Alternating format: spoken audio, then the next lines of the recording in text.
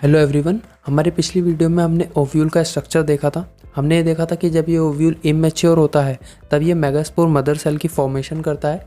ये megaspore mother cell meiosis division करके megaspore tetrad 4 cells बनाता है। उन 4 में से 3 सेल्स डिग्रेड हो जाते हैं और उसके बाद बस एक जो होता है वो फंक्शनल होता है, और ये फंक्शनल एम्ब्रियोसेक या फीमेल गैमेटोफाइट की फॉर्मेशन कर रहा था। इस वीडियो में हम देखेंगे कि ऐसे करता कैसे है। उसके साथ साथ हमने ये भी जाना कि जिस साइड माइक्रोपाइल प्रेजेंट होता था उस साइड को हम बोलते थे माइक्रोपाइलर पोल, और जो बेसल साइड होती थी हमारी उस साइड को हम बोलते थे चलाजल पोल। इतनी बातें हमने पिछली वीडियो में कवर करी थी। अगर आपने वो वीडियो नहीं देखी तो आई बटन पे क्लिक करके देख लेना। अब हम एक काम करते हैं, इस मेगास्पोर सेल को अलग निकालते हैं और देखते हैं फीमेल गैमेटोफाइट बनता कैसे है। तो सबसे पहले ड्रॉ कर लेते हैं हमारे मेगास्पोर को। अब हमारा जो मेगास्पोर है इसके अंदर जो न्यूक्लियस प्रेजेंट है ये माइटोसिस डिवीजन करेगा। माइटोसिस हमने 11th क्लास के 10th चैप्टर में पढ़ रखा है। इक्विवेलेंट डिवीजन होता है जिसमें सेल 1 से 2 बन जाते हैं और उनकी प्लॉइडी सेम रहती है।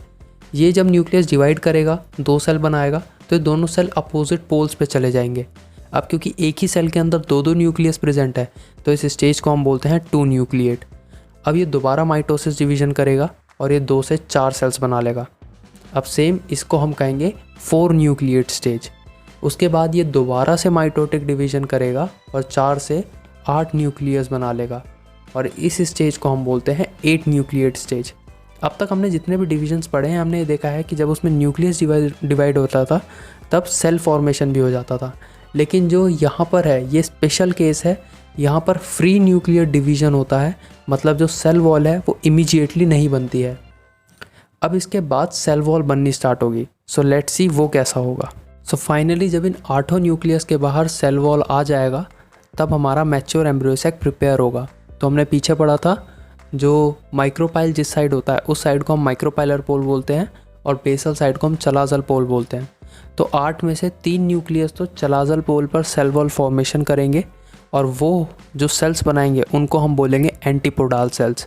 उसके बाद जो माइक्रोपाइलर साइड होगी वहाँ पर पहले 2 सेल्स बने हैं, वो 2 सेल्स को हम बोलते हैं सिनर्जिड्स, और उनके साथ एक और सेल प्रेजेंट होता है जिसको हम बोलते हैं एग सेल। अब ये जो सिनर्जिड्स और एग सेल है इनको कंबाइनली एक नाम से जानते हैं, वो होता है हमारा एग अपैरेटस। उसके बाद जो 2 सेल्स हमारे रह गए वो 2 सेल्स एक ही सेल में कवर हो जाएंगे, जो बीच में एक बड़ा वाला सेल बन जाएगा बचे हुए एरिया में, और उस सेल को हम बोलेंगे सेंट्रल सेल। और जो उसके अंदर दोनों न्यूक्लियस प्रेजेंट है उनको हम बोलेंगे पोलर न्यूक्लियाई। उसके बाद जो सिनर्जिड्स होते हैं हमारे उनके ऊपर थिकनिंग्स प्रेजेंट होती हैं कुछ। वो जो थिकनिंग्स होती हैं उनको हम बोलते हैं फिलीफॉर्म अपैरेटस, और ये फिलीफॉर्म अपैरेटस क्या करते हैं, ये पॉलन ग्रेन को गाइड करते हैं एम्ब्रियोसेक की तरफ। और ये जो स्ट्रक्चर है अगर इसमें आप न्यूक्लियस काउंट करो तो आपको मिलेंगे टोटल 8, और जो अगर आप सेल काउंट करो तो वो टोटल 7 ही होंगे क्योंकि सेंट्रल सेल के अंदर 2 न्यूक्लियस हैं।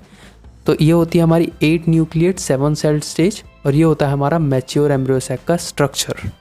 उसके बाद फाइनली हमने ये भी देखा कि ये जो एक सेल है बस यही एम्ब्रियोसेक बनाता है, बाकी 3 डीजनरेट हो जाते हैं, मतलब एक ही सेल बनाता है। इसका मतलब ये मोनोस्पोरिक डेवलपमेंट है। अब नेक्स्ट वीडियो के लिए आपका जो भी टॉपिक हो मेरे को कमेंट करके बताना। वीडियो अच्छी लगी हो तो उसको लाइक करना और उसके साथ साथ नीचे बटन पे क्लिक करके चैनल सब्सक्राइब कर देना। Thanks for watching.